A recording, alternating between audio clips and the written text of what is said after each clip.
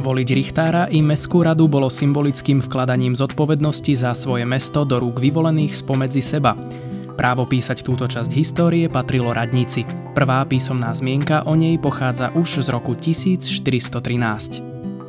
Miesto pre radnicu Trnavčania vybrali neďaleko námestia. O tom, že sa ctihodní mešťania rozhodli dobre, svedčí aj skutočnosť, že radnica doposiaľ stojí na rovnakom mieste. V minulosti slúžila aj ako tržnica a jej súčasťou bola tiež väznica a lekáreň. Nachádzal sa v nej mestský archív, v ktorom boli uložené privilégia a dôležité dokumenty. Dnešnú podobu nadobudla Trnavská radnica postupnými prestavbami. Samotná budova je barokovo-klasicistický palác z roku 1791. V polovici 20. storočia k nej bol pripojený susedný mešťanský dom postavený v 13. storočí. Priečelie radnice zdobí dôležitý symbol koleso s hlavou Krista, ktoré je mestským erbom v mnohých podobách prítomným po celej Trnave.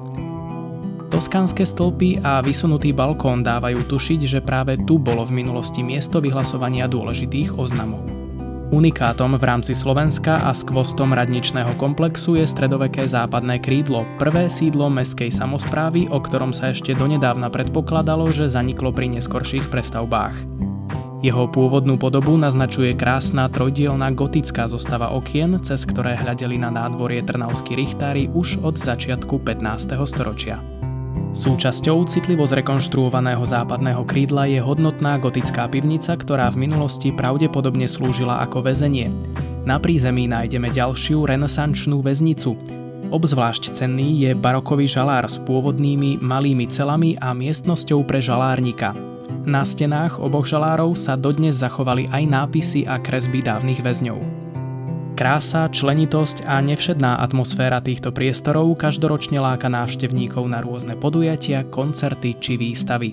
Palácový elegantný vzhľad hlavnej budovy reprezentuje niekdajšiu i súčasnú moc mesta.